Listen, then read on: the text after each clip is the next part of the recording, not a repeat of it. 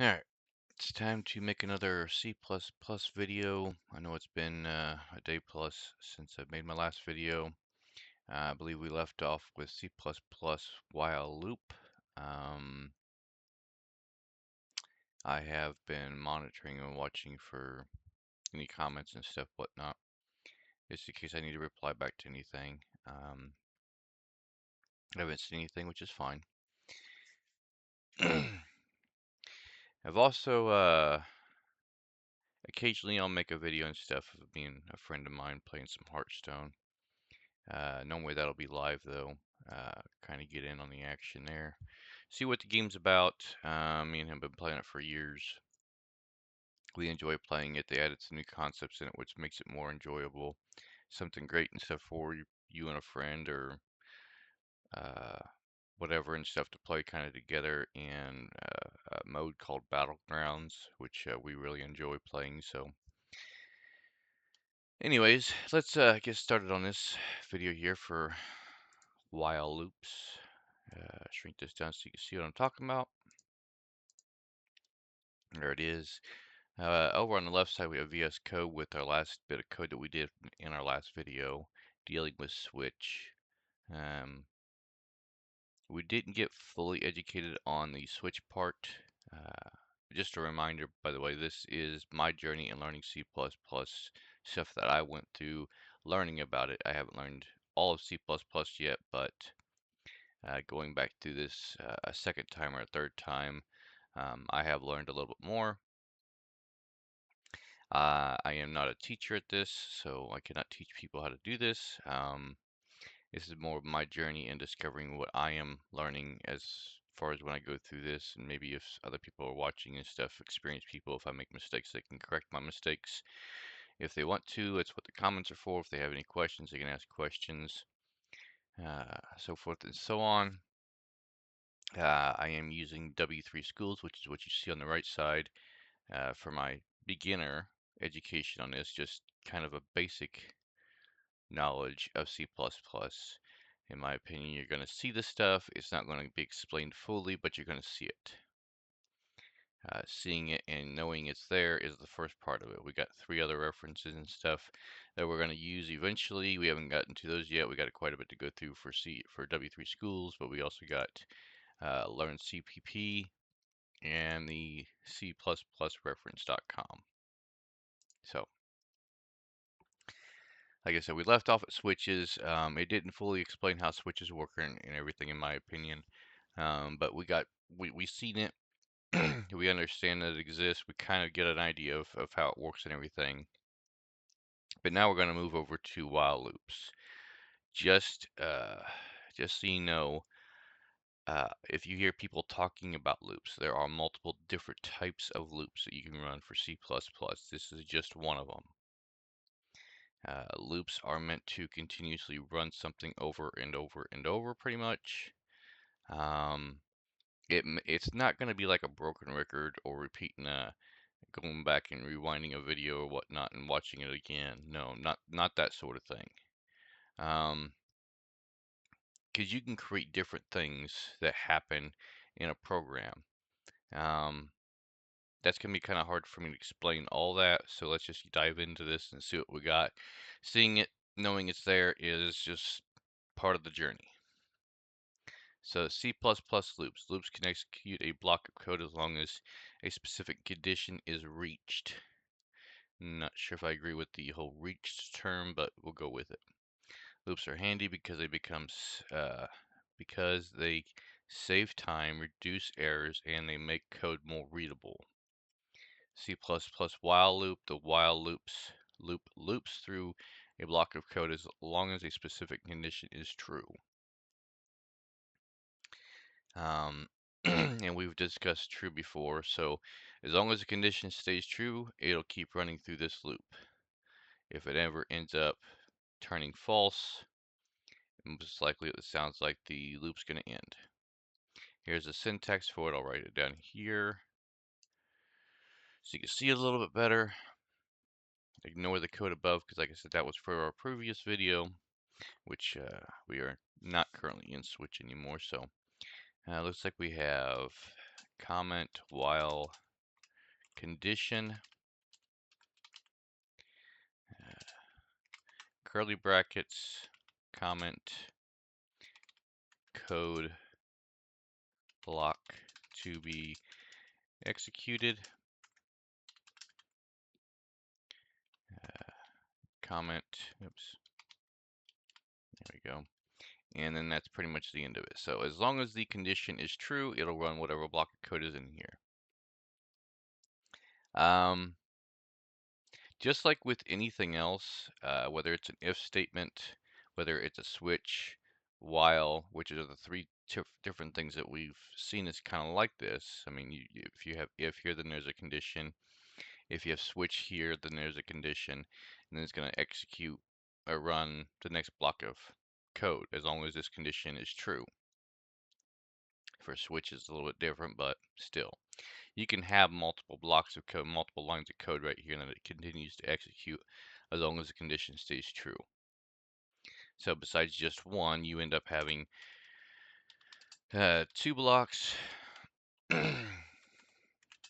2 blocks of code to be executed, or 3 blocks, etc. So, moving on. So that's the syntax pretty much of it.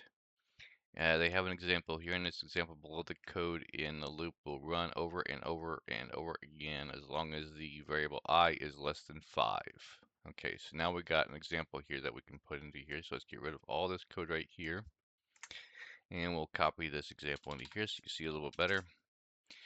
So integer I is going to be 0. While condition I is less than 5. And I know they have the curly brackets over there. I like to only put them down here though. Output, sorry, standard, because I'm not using namespace standard at the top. Output insertion I, insertion new line in the block of code there. And then if we were to leave it like that, our program would pretty much continuously print up whatever the value of I is indefinitely. And you can do that. If you want to test that out and stuff, you can pretty much have it in there, run code, and there it goes, running indefinitely, non-stop. Here's the thing about that. My CPU is running like crazy trying to run that block of code. Your memory is going to be too. Probably can't hear the fans kicking up, but yes, it's just going to continue running. It's going to run the CPU as hard as it possibly can and stuff to keep running that as fast as possible and all that sort of stuff. All you got to do is delete the terminal to shut down the program so the loop will stop. There's a way to where you can run a loop without it actually maxing out your CPU, trying to print as many zeros as possible, even if the loop is continuously running over and over and over. I don't know how to do it yet. We haven't gotten to that part yet. So for now, you know about it. That's the base part of it. I know about it. That's the base part of it. But to get this loop right here to quit running, we are going to use the whole thing that we learned a few days back, the increment and decrement idea. So once it runs this line of code, we're going to go ahead and have I increment by 1. So we're going to increase the value of I, or the variable of I, the value variable I, by 1 at the end of the line of code. So in this case, we are running 1 block of code and then a second block of code. The first one's going to print something out. The second one's going to increase the value by 1. This is where I'm saying, like I said, you can have multiple lines and stuff, etc., 5, 10, 15 lines that it runs. Maybe it runs text the first time. If you're able to get an image into it, maybe it runs an image into it, or maybe it runs the image first and a line of text, and then maybe a few variables, and then so forth and so on. I mean, the possibilities are endless in that sense. And it will continue running it and stuff until the condition, this condition, turns false. And that's why it continues running 0, because 0 is constantly less than 5. So it will just continue running it over and over and over. So, but in this case, we're going to increment I at the end of it and stuff. So when it gets down to here, I is going to end up changing because we're not jumping out of this loop back up to here. We're just changing the condition and checking to see if it's still true. So when we increment it, it starts out with 0 from up here because compiler reads from top to bottom. So top is I is 0. So when we get into the loop, I starts off as 0, which is less than 5. So it runs this condition right here. And then we increase it by 1. Once we get down the curly brackets, we're going to start all over and go back up to the condition. So now I is 1. It's still true. Run it again. Just over and over and over. That's the loop right there. So now with this set in, we'll go ahead and save it, run it again, and now we don't get 0 repeating indefinitely. In this case and stuff, 0 starts. Once we get to the end of the second block of code, I gets incremented by 1, so it goes back into the condition and prints out what the new I is. Again for 2, again for 3 every time we increment. Once it hits 4, 4 is less than 5 still. But once it hits 5, it is no longer that case. So this becomes false, and it skips this. Not just the next line, but it jumps out of the loop and goes to the next block of code after the loop. Where an if statement will just skip the next line. The while loop will skip down to what's after the loop, as far as I know. Okay, so there's our example. Go and clear the terminal here. Note, do not forget to increase the variable using the used in the condition I++, which is what we have right here. Otherwise, the loop will never end, and as you've seen, run indefinitely. Do you wonder why we use the letter I as okay? So it's asking this question. Do you wonder why we use the letter I as a variable name? The answer here, it's a counter variable, and a common choice in simple loops because it's short, traditional, and stands for index. In this case, it may stand for index or integral. In any other case, in any real life situation and stuff, I would definitely have either index in there or the I or whatever this value is supposed to represent. So you know what the loop is actually doing. If you want, say you want 2 characters, there's you a loop right there. You need these characters to stay in a moment in a screen while a person is changing things. As soon as one of the characters die or you get more characters, the loop will change. Or it will leave this loop and go into a different loop or the next line of code or whatnot.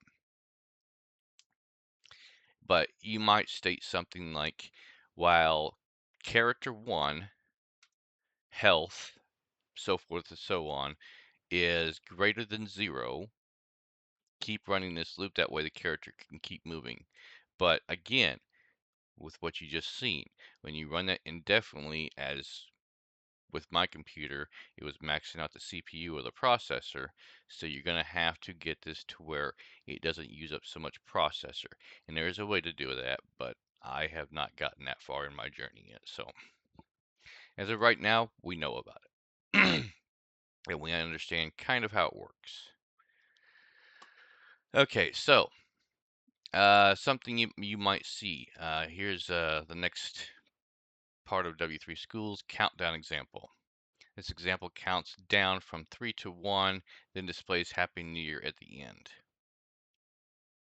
Okay, so let's go ahead and copy this into here. We don't really need to change a whole lot. We need to change the variable name to countdown.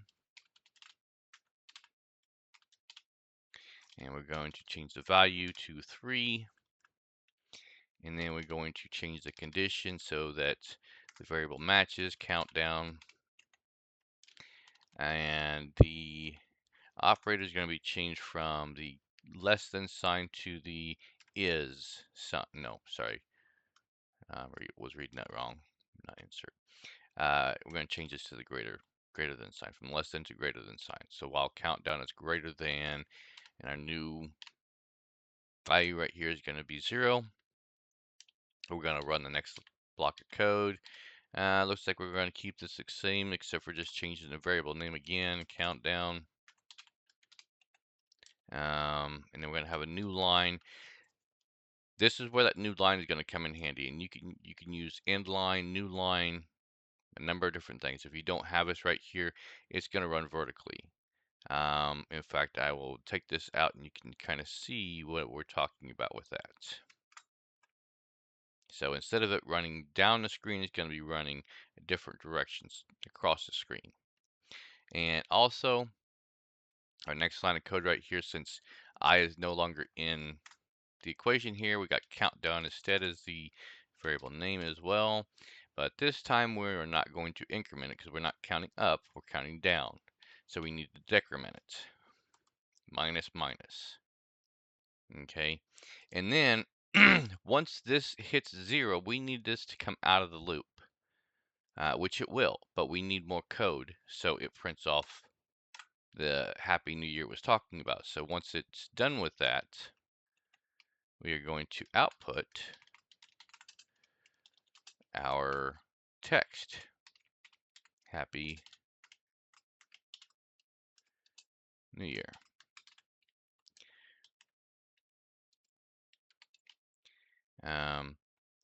And again, in this case, you are not going to see this running down the screen because we don't have end lines right here. You're going to see this running across the screen. And we will make the change and show the difference between across the screen and down the screen here momentarily. So now we got the example put in. So in this right here, our variable name is countdown, starts at 3. While countdown is greater than 0, which makes the condition true, print this line of code. Once you're done printing this line of code, decrement it, reduce it by 1. So once it gets, it's going to be replaced up here by 2, so it's still greater than 0 and can just continue running that. Once this condition is false, we're going to leave the loop and go to the next line of code outside of the loop. Let's go ahead and save it and run it. And there we go. 3, 2, 1, Happy New Year. Now, again, this is without any new lines. If we want the new lines in there, I'm sure you can already imagine what this would look like with the new lines in there. But there's that part of it. We really don't need it down here, but you can go ahead and add it just for whatever sake. Save it, run it again, and there it is going down the screen instead of across the screen. So 3, 2, 1, Happy New Year. Normally, I think you probably see it like this and stuff, but you would normally see it on a screen to where it visibly has the 5 or the 10, 9, 8, and the number changes. It doesn't run down a screen. That kind of code is possible as well. It's just going to require some graphics, which we haven't dealt with yet because we're not displaying this on a actual window right now. And even if we did, it would look just the same as this right here. It would have 3, 2, 1, and Happy New Year just like this right here. Or if you went across to have it right there like that.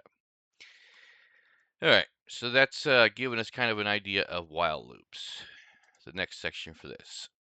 Okay, do/while loop. Okay, so we have another kind of loop right here. The do/while loop is a variant of the while loop. This loop will execute code block once before checking if the condition is true. Then it will repeat the loop as long as the condition is true. So it sounds like this does pretty much the same thing. They have do/while, but their syntax looks Actually, I'm not even going to remove that because the only difference in this syntax is, actually it is quite a bit different. So we don't have a condition right here in the syntax, and we don't have while right here. Instead we have do, block of code. In their case, it's just one block of code, but I'm sure you can probably put multiple blocks of code in there just as you could with while.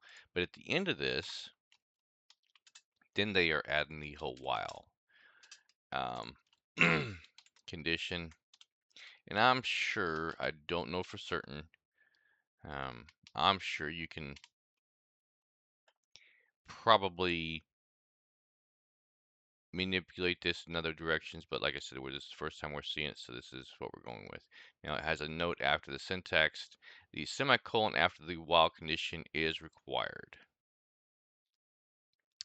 So I assume that from the do to the end of the while condition right here is pretty much the loop. Been a while since I've seen a do loop. Do while example. The example below shows do while loop. The loop will always be executed at least once, even if the condition is false, because the code block is executed before this. So basically what this is saying, same thing I've always been saying. The compiler is going to go from the top to bottom. So it's going to go from here down. So this is going to be executed no matter what, at least one time. And it looks like once it gets down to the while condition, if this is true, it's probably going to go back up here and run this condition again. Or run this line of code again. Once this is false, then it's going to go to the next line. So if it's true, it's going to go up. If it's false, it's going to go down. And it'll go up, not up reading, not reading from etc. to block 3 to block 2. No, it's going to go up as back to where the do is. Start from there again. So they got an example here. So we're going to go ahead and put this example in here. Actually, no, we don't need to get rid of y. We'll just get rid of the countdown. Put I in place of it. Changes the 3 to 0. Change the condition to I as well. Change this countdown as well to I. This countdown as well to I. Man, it's all about itself, ain't it? I. No sharing. And we don't need this in here. Instead, what we need is while, and then our condition I greater than 5. And then obviously the end of it. And we have a new line, that way it runs down the screen instead of across the screen. We do need to change this right here because this will not be while, this will be do, and there will not be a condition at this point in time. So, do this while true. Think of it that way. Do this while true. Do this while false, next, kind of thing. Do this while true. Do this if false, move to the next thing. So let's go ahead and run our code here. Save it, run it. Well, it looks like we're counting up to 5, so once it gets to 4, it'll execute and move down to the next line of code if there was any more code. So there's your do loop. So you can have the while at the top and it keeps running this over and over while the condition is true, or you can have this at least run one time, at least one time.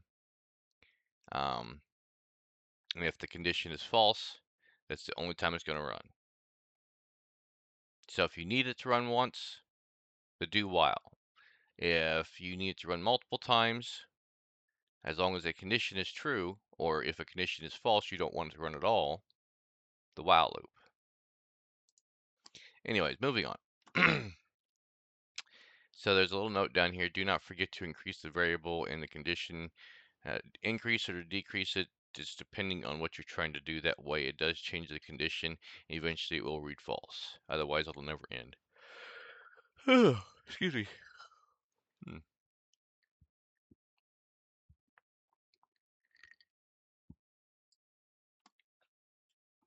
Next part of this. Condition is false from the start. In the example above, the condition I is less than 5 was true at the beginning, so the loop executed multiple times. But what if the condition was false right off the start? Well, that's a simple way to change that and stuff, but let's see what they have here. In the example below, the variable I starts at 10, so the condition I is less than 5 is false immediately, yet the do while loop still runs once. Okay, so it looks like we got the same thing here. They added a little bit to the output, so let me add that in there. I is, and then you print off whatever I is.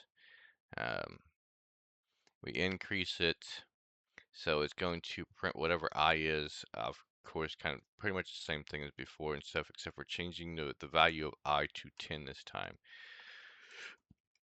Save it, and again, this is going to be one of those situations, if it was a while loop, it would not run at all.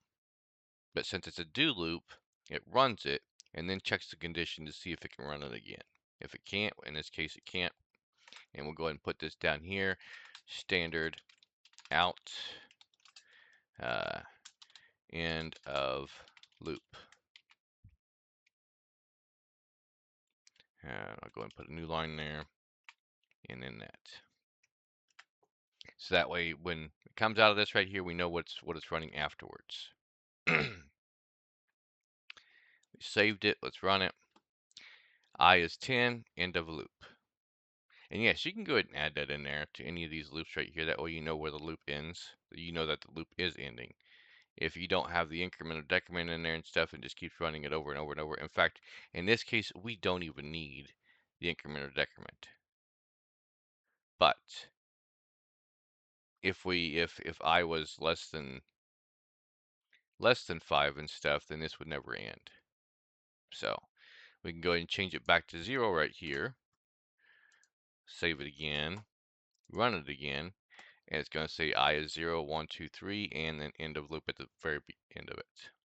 Sort of situation. So there's you an example. If you don't want the code to run at all, use a while loop. That way, if the condition is true or false, we'll determine whether the loop actually gets started and runs at all. If you want it to run at least one time, do a do loop. That way it runs one time at least, and then checks for the condition. If the condition is true, it's going to keep running it. If it's false, it's going to go to the next line. Alright, summary. The do while loop always runs at least once, even if the condition is false. This is different from a regular while loop, which would skip the loop entirely if the condition is false at the start. So yeah, I can show that and stuff, but if you want to and stuff, write that code out yourself. Just put the while in place of do, get rid of the do altogether, put the condition up there, set your I to 10, and then save it and then run it, and you'll find it says nothing. If you put this down here, you'll know that it says nothing, that the loop does nothing. It skips the loop altogether and just runs this. You will not see I being printed at all. This way you know that the program is printing something. This behavior makes do while useful when you want to ensure something happens at least once while showing a message or asking for user input.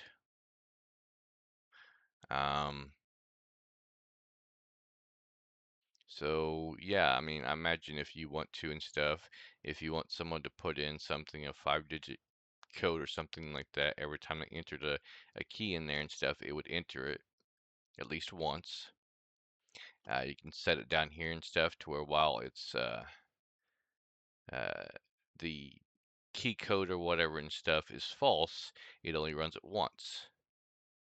Once it is true, it would run it incrementally, and then you might be able to do something right here.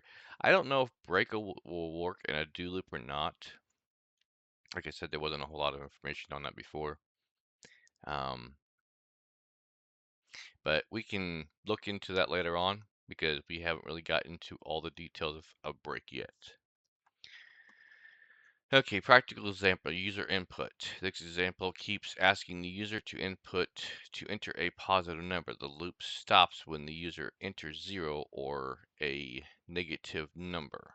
Okay, so in this case, yeah, that would work because this do loop is going to continue running, or a while loop, actually the do loop will continue running until the person hits enter. And if you put down here that enter has not been entered yet, then it'll keep asking the user for input. Once I hit enter, it'll make this false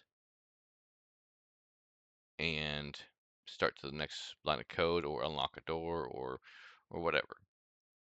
So let's go ahead and get this line of code put in here. So we're going to change this right here to number. We'll still have the do loop. We're going to change all this right here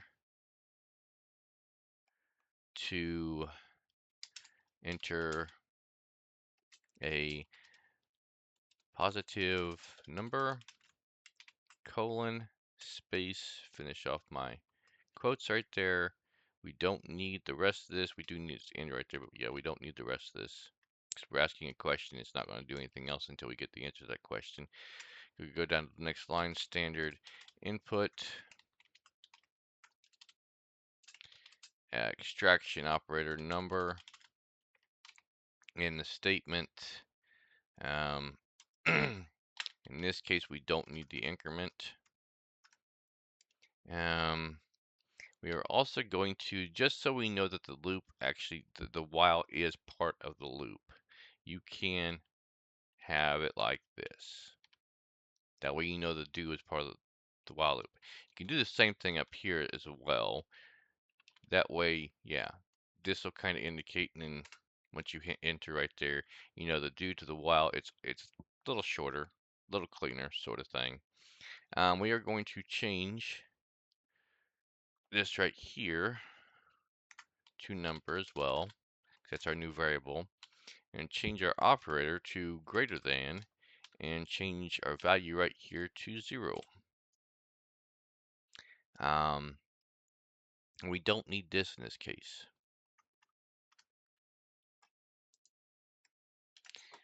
Even though we were breaking out of a loop and stuff, actually we can put that in. You know, let's go ahead and put that back in there. But we're going to have something else besides end of loop. We're going to have,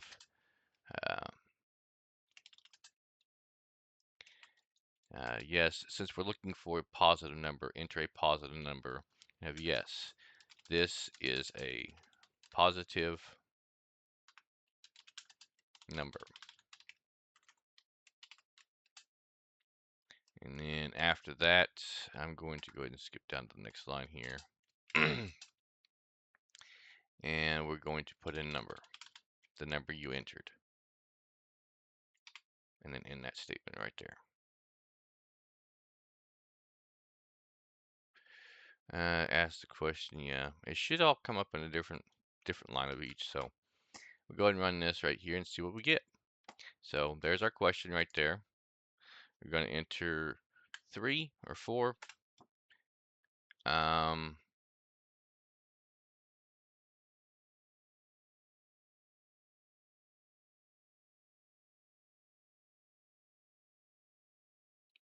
So that didn't actually, because it's asking us for another positive number. That actually did not work out the way we intended it to.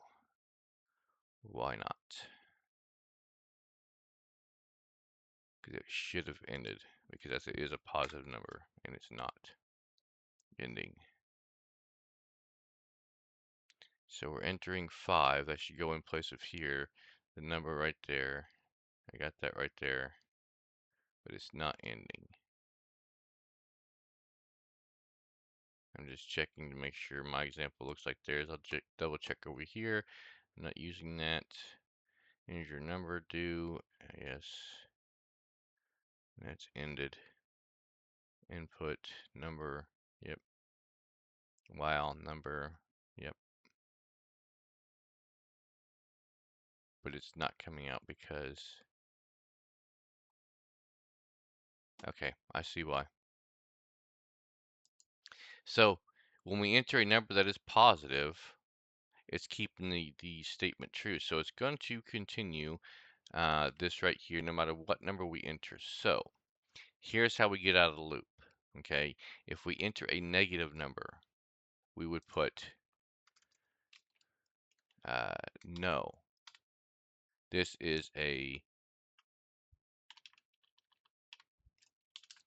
negative number, and then it would print up the number.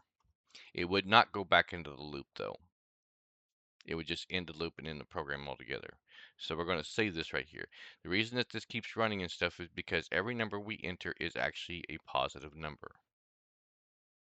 So it's making this right here condition true and rerunning the program again. So as long as you keep putting, and I'm going to rerun it again, as long as, got it highlighted, that's why I didn't want to work. Yeah. As long as you keep entering a positive number, no matter what it is, it's going to keep running. As soon as you enter a negative number, no, this is a negative number, that's when it's going to stop. I imagine if you put in 0 at the same time, it'd probably do that too, even though 0 is not really a negative number, but maybe you can change the text so it says no, this is not a positive number. This is not a positive number. That way, the 0 wouldn't be counted as actually a negative number, but it's not a positive number either. So then we can, I already got it saved, we can run the program again. And if we put in 0 this time, we get no, this is not a positive number. Even though, in my opinion, it is, but it's not because, yeah, we'll get to that later on. Run it again, and like I said, as long as we keep entering a positive number, we're good. As soon as we enter a negative number, it kicks out.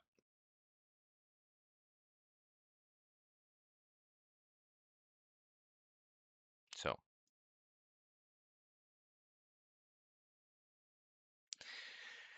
can you see how this could actually work for a game? Enter the amount of damage you want to do to the character. 5, 10, 15, 20, -2. Nope, he's dead.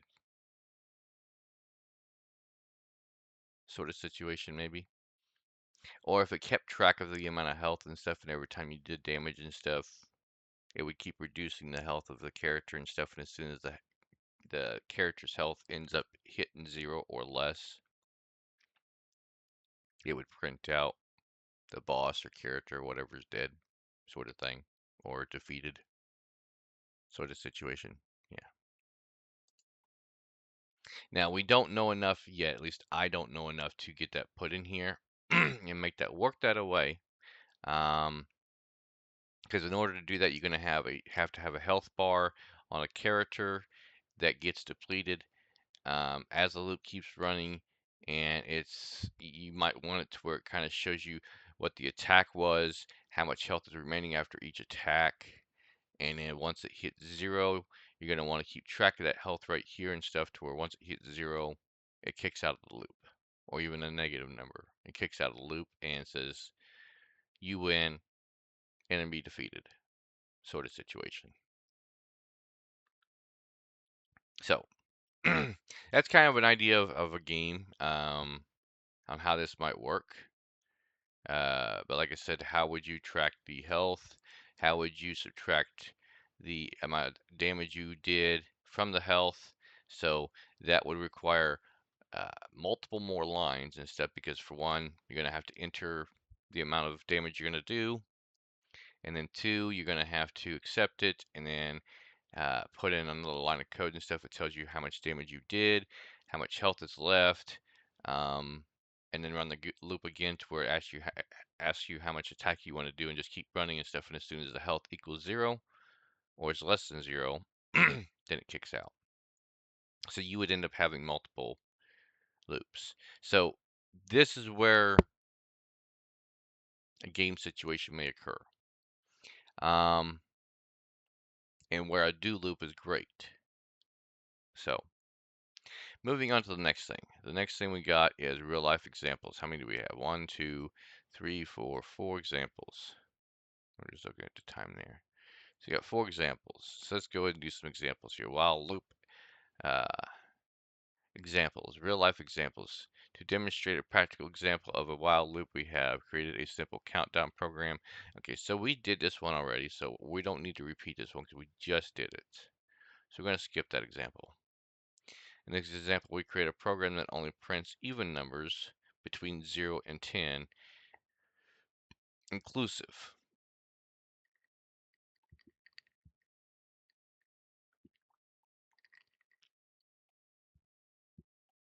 So in this case, we want our loop, and I'm going to go and get rid of this, clean this up a little bit here. We want our loop to print out even numbers only.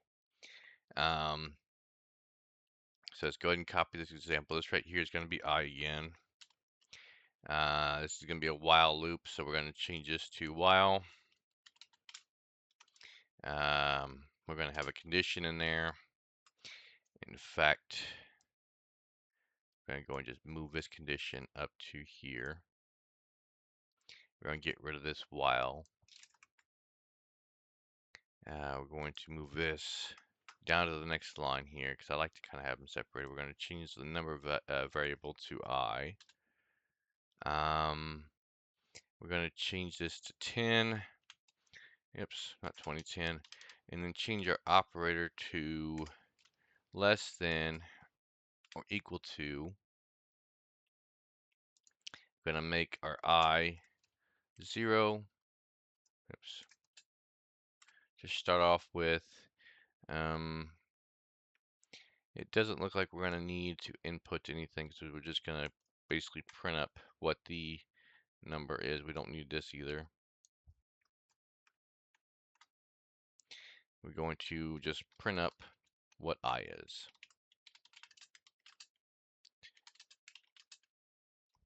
And we're going to go down the screen instead of across the screen, so we're going to have, whoops, in that we don't need this exterior code right here.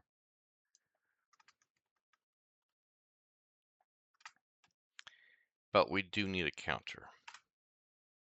Okay, so if we increment, the example wants even numbers, but if we increment by 1 every time, we're going to get both even and odd numbers.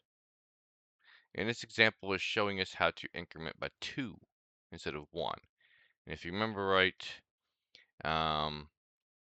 I plus plus is the same as I plus equals 1. Or written out another way would be I equals I plus 1. So this is the long form of doing it, or you can put it to where you have the plus equals 1, or you can do just a plus plus to increment by 1. But in this case, we're going to increment by 2. So we need to actually change this to 2. Save it, run it, and we're going to get all of our even numbers. Again, there's another way of doing this, because like I said, we can put the plus over here next to the equal sign and just shorten the code up a little bit. So we're going to go ahead and get rid of this, jump across that, add the plus right in there, and have the same code and run it again. And it's still doing the same thing. It's just the long version of what the math is. Now it's a short version without the math, so you know that that is the same thing as what the math was. So that prints out all of our even numbers, including 0. Even though I don't think 0 is really a even number, but still, doesn't matter. Next example. In this example, we use a while loop to reverse some numbers. Okay, so we're going to reverse some numbers. And it's got comments in here with it. So we're going to change our variable name again to number. We're going to change our value to 1, 2, 3, 4, 5. We're going to add a comment.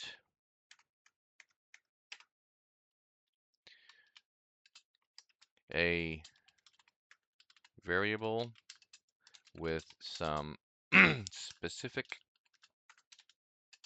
numbers.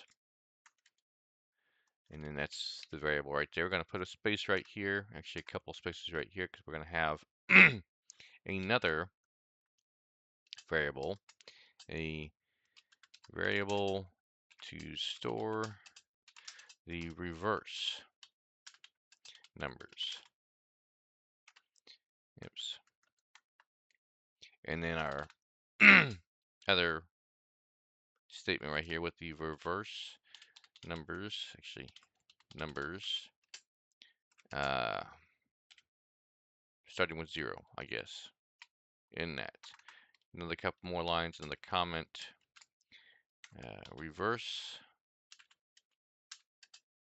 and reorder the numbers. And then we're going to start with our while loop. But we're not going to have this as the condition. We're going to have numbers as the condition. And then we're going to, after that, go ahead and insert another comment. Get the last number of numbers and add it to rev numbers as the comment.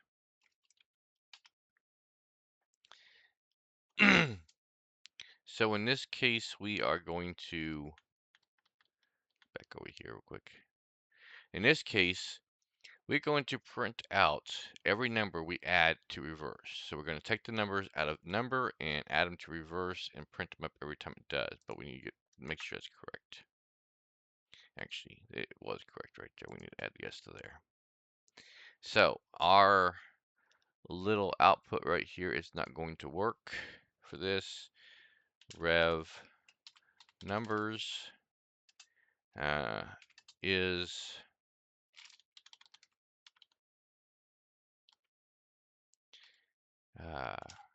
rev numbers times 10 plus numbers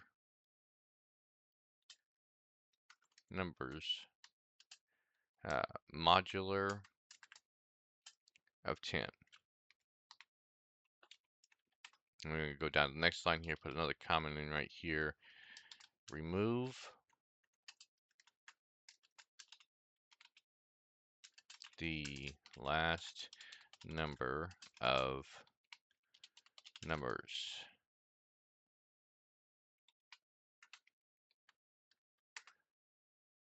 And we're going to get rid of this incrementing value right here and put in numbers divided by equals 10. Oops, I didn't need that. And then at the end of this, we're going to print the output.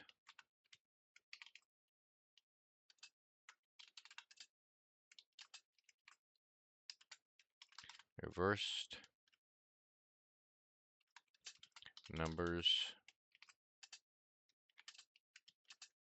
rev numbers, new line, and end. Okay. So let's see what we got here. First off, we got the set of numbers. And then we got a new variable with a value of 0. So numbers are pretty much 12,345, or 1, 2, 3, 4, 5. We have numbers is 0. Numbers is going to go in here. How is this a true or false thing? We do not know yet. As far as we're concerned, this right here is 1, 2, 3, 4, 5. There is no kind of expression. It's just a value. We're going to take numbers, 1, 2, 3, 4, 5.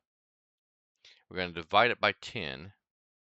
And a remainder, which when we divide this by 10, it'll be if I'm not mistaken, 100, 1, 2, 3, 4, 1, 2, 3, 4 with a remainder of 5. So that remainder right there, let's see, the 0 times 10, which would be 0, plus 5 will be our new rev number. So, again, the first thing you're going to do is this part right here of the math. But we're going to be doing this right here, which is 0 times 10, which 0 times 10 is 0. So 0 plus, and then whatever this right here is 1, 2, 3, 4, 5 divided by 10, which would go into there 100 or 1,234 times with a remainder of 5. So that remainder of 5 will be added to 0. So our value right here will be 5.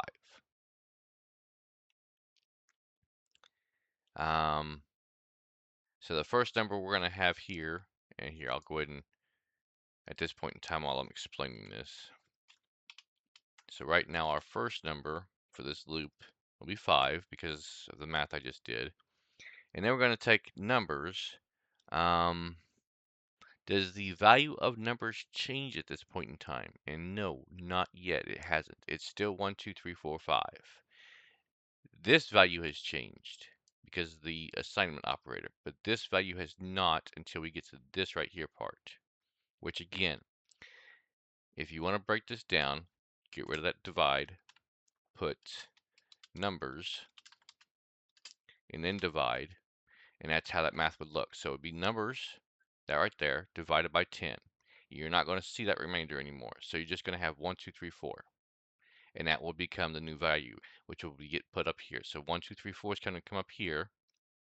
And then you're going to repeat the cycle again. It's going to be 1, 2, 3, 4 divided by 10. The remainder is going to be 4 this time. Could go into 123 times. This is still going to be 0, but this value is going to be changed to 4. Well, 5, 4 now, because it was 5 before. So yeah. With it being 5, 5 times 10 would be 50, plus the 4, so it'll be 54. So you see how we're kind of reversing that whole thing with this kind of a code right here? And then with 123 or 1, 2, 3, 4, we're going to actually do the division right there. The 4 is going to drop off. We're not going to see it anymore. We're going to be left with 1, 2, 3 right here. Go back into here and just continuously repeat this cycle until this right here is backwards, looking like this: 5, 4, 3, 2, and 1. Once it's done and there's nothing left in here, it reads 0, 0 again. And this is why this looks wrong. Okay, I understand now. If you remember right with Booleans, 0 represents false. So once this hits 0, this number right here, it's a positive number. Once it hits 0, it becomes false. It's no longer true. It's false. So it's going to quit the loop. But then you might be thinking, well, 1, 2, 3, 4, 5 is not a true thing. And the reason why this works is why they in W3 schools, I think this is where I may have gotten out of this. I was like, hold up, this does not make any sense whatsoever, in my opinion. How is 1, 2, 3, 4? And it wasn't until I got into this right here that I finally understood it. Okay, and something that W3 schools has not explained yet. So when it comes to Booleans, yes, 1 is true and 0 is false. But the truth behind that is any number, any value whatsoever, even with a decimal point, that is not negative or 0 is actually true. So 10 million is actually true. For example, and if you want to do this right here just to check it yourself as well, you can. So bool, and actually go ahead and save this real quick, but bool x equals, put whatever number you want in there, positive or negative. As long as it's a positive number, that is not 0. I don't know what, I can't remember what negative numbers will do. But yeah, 1 million, 1, 1, 2, 3, 4, 5, 6. There's 1 million, standard uh, output X. And we already got a new line right there. So we're going to see this code run. We're going to end up seeing this right here and stuff. But we're also going to see whether this right here is true or false. And if you can't remember whether ones are true or whatnot and stuff, because that's what it's pretty much going to print, we'll go ahead and add in the standard. What was it? Standard output, standard bool alpha.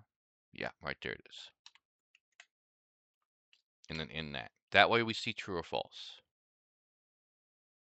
Save it, run it. And right there is true. 1 million is true. And then you can just simply come through here and stuff and change it to whatever you want. We'll change it to 70. Save, run it again. You're getting that reverse number right there, but we're still true on this right here. 70 is still true. So with 1, 2, 3, 4, 5, whatnot and stuff, it's true until this number reaches 0, which dividing it by 10 every time, eventually it will reach 0 because there won't be anything left. Once it reaches 0, it becomes false. So 1, 2, 3, 4, 5 is true as far as the Boolean is concerned, but this is not explained in this, and this is why this may not make any sense for this example, which is what I'm kind of explaining right now. Not really teaching, this is just my understanding of it so far. Again, I can't remember what it does with negative numbers, so let's add a negative number in there. Save it, run it, and it's still true. So as long as it's not 0, it's going to be true. 0 is the only thing that actually counts for being false. Check it again, save, run, and there's your false. So no matter whether it's negative, positive, decimal, if it's not 0, it's true. Any other number is, sorry, yeah. Any number besides 0 is true. 0 is the only one that's false, which is why this keeps printing. So is this a condition? Yes, this is actually a condition that reads true according to Boolean values. Once it reaches 0, which running through this over and over and over, since we're divided by 10, it will eventually not show a remainder because this is an integer. This is not a double. If it was a double, then it may not ever show a 0. I'm not doing that math in my head to try to figure that out, but since it's an integer, it will never show a decimal. So when we divide, the last number we're going to end up getting is 1. So 1 divided by 10 is 0 with a remainder of something, of 1. But you don't see the remainder, so all you see is 0. So now numbers become 0, which makes it false, and it jumps out of the loop and runs this. Okay, so this right here example, if you were doing this on your own, it would not make any sense to you. I know it didn't make any sense to me until I got past that point and found out that Boolean values are completely different from what this said. I actually asked AI, does this not come with information on that? And yeah, W3 Schools doesn't have all the knowledge and stuff, but when you go and search for other sources to educate yourself on it, those other sources may be more complex and complicated to understand for C++. Um, but they're going to basically eventually explain it to you. The last one they have here, demonstrate a practical example of a while loop combined with any if-else statements, saying, let's say we play a game of Yahtzee. Okay, so we can go ahead and get rid of this line of code. Let's go ahead and put this example in here. What are we changing here? So let's go ahead and get rid of all these comments here.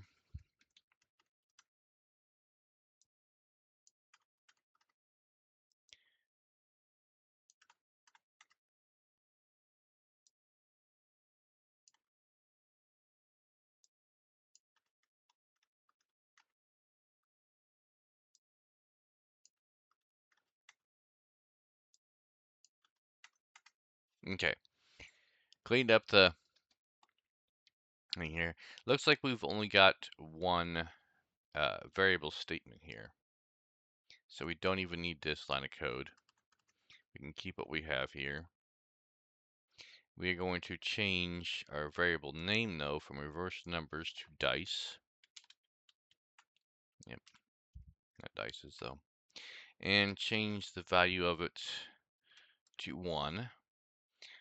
We are going to change the condition right here of it to dice is less than equal to 6.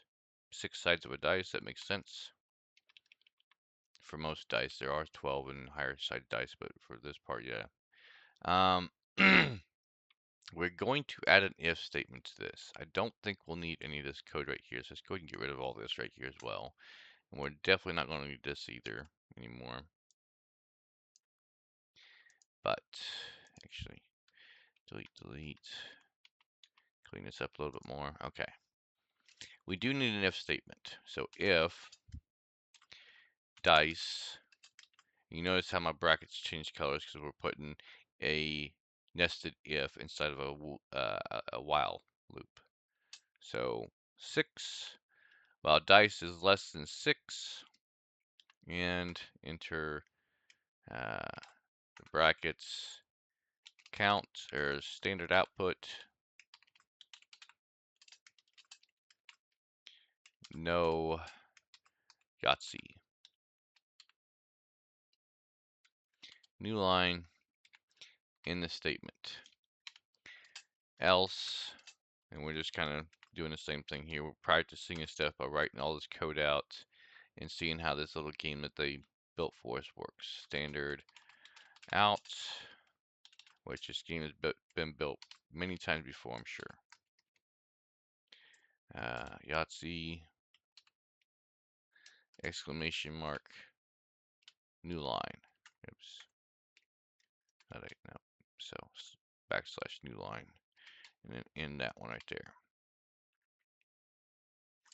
And then at the end, on the outside of this loop, dice equals dice plus 1. The old style of incrementing it by 1. The longer style, I should say, not old, longer style. Okay, so we're taking 1 for the dice. Dice don't have a 0 on it, so dice is starting at 1. While it is less than or equal to 6, which makes it true because it is. If dice is less than 6 and still is, so it's true, so we're going to keep going to the next line. No Yahtzee. Skip the next line here because we don't need this. We're going to jump out of the if statement right here. 1 equals 1 plus 1, which makes dice 2. We're still in the while loop right here, so we're going to go back up. 2 is less than or equal to 6. So pretty much you're just going to continue running this until the statements are false. Here's the thing though. When dice hits 6, this will still be true because 6 is equal to 6. But this will become false, so it will run this. So eventually we'll run both these inside ones, and then we'll kick out of the while loop because 7 will no longer work in this, in the program. Let's go ahead and save it, run it, and see for ourselves. No Yahtzee, no Yahtzee, no Yahtzee, no Yahtzee. So 1, there's the 1, there's the 2, there's the 3, there's the 4, there's the 5, there's the 6 right there. Because the first statement was false, so it's going to print out else Yahtzee. And since 7, when we increment again, doesn't fit for this, makes this false, we're going to kick out when we're done with the program. All right.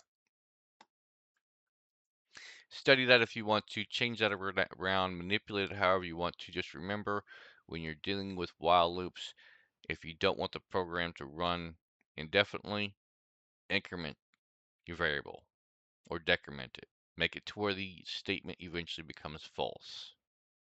Otherwise, you're going to end up overtaxing your CPU and stuff until you close the program down manually.